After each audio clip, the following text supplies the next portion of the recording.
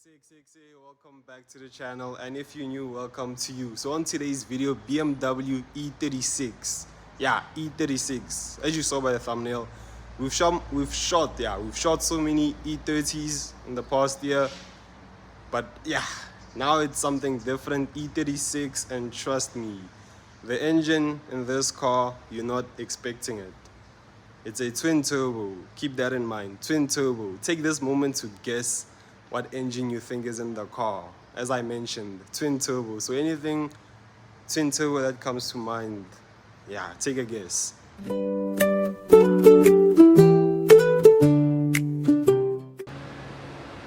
So as I was saying, guys, I hope you're able to guess the engine. As you can see, twin turbos. I'm not sure what sizes these turbos are, but Pagati is a M52. As you know, M52 is the aluminium, M50 is the cast iron. So yeah, I know you didn't guess the engine there. Who would have ever thought multi-valve turbo? And I know now some of you are gonna comment down below on what I said, like on the previous video of another BM with the Toyota engine.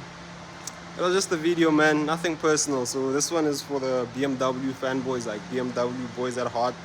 It shows that BMWs are actually reliable if built by the right person.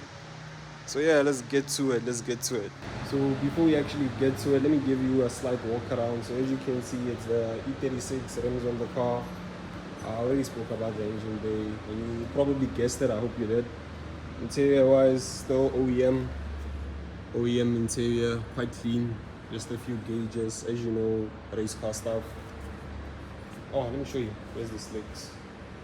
These are the slicks they use at the track. And of course, slicks are not good for dynos. Yeah, these are like semi-slicks. They're okay. Road tire. This car's nice. 328. Oh, how many E36s? Oh, there's actually a lot of fast E36s. I've seen a few 2J ones. Well, this one is nice. How many E36 with still the M50 engine? Well, yeah, M52, 328. And most likely you're wondering why the car is raised at the rear. Let me show you the suspension setup on the bottom.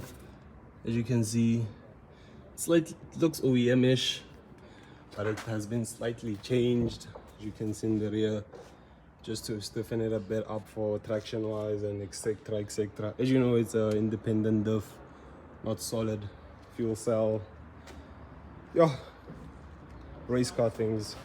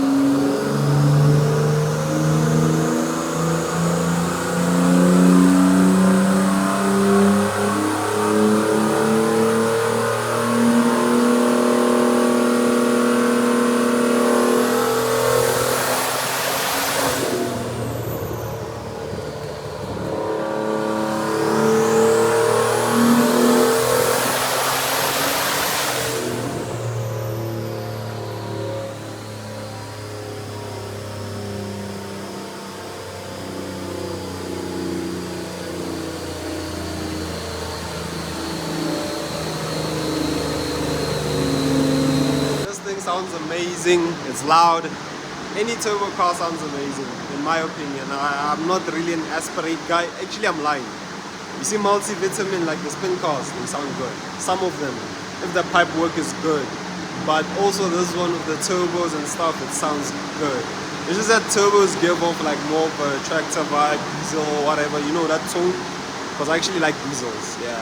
Like I actually like trucks. But this one sounds good. Long story short, just letting the car cool down. I forgot to mention that this car is actually a fully registered street car. It has a license, this lights work, everything on this car works. Just one last mention of everything. I'm sure you weren't expecting this. I'm sure you weren't expecting this.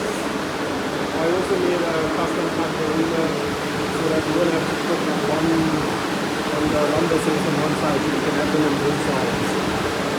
It makes tuning a lot easier and more accurate. Forgot to also show you guys the oh, sorry for the wind noise, but here's the intercooler, another intercooler, radiator. There's a few more coolers down here. Let me see. Yeah, I think that's it. I'm sure there's an oil cooler somewhere there. Yeah, twin turbos, twin radiators. M52. Oh, I forgot to also mention to you guys, this car was also on Speed and Sound. I'm not sure which magazine, which issue, but this car was on the Speed and Sound magazine when it was still owned by the previous owner. So now it has a new owner. Yeah, man, BMW. I don't want to say anything, like people got mad at me for that thing of how to make a BMW more reliable. So hey, let me chill a bit.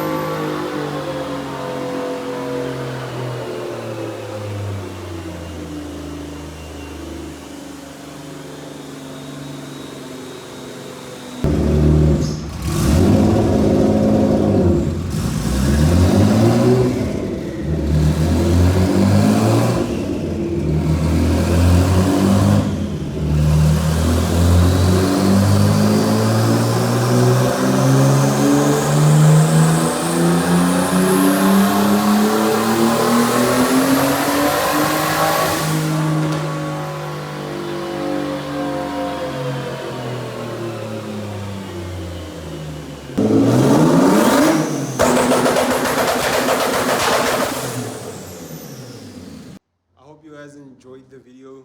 Please make sure to like, share, subscribe, comment, and alles. And yeah, thank you very much for watching the video.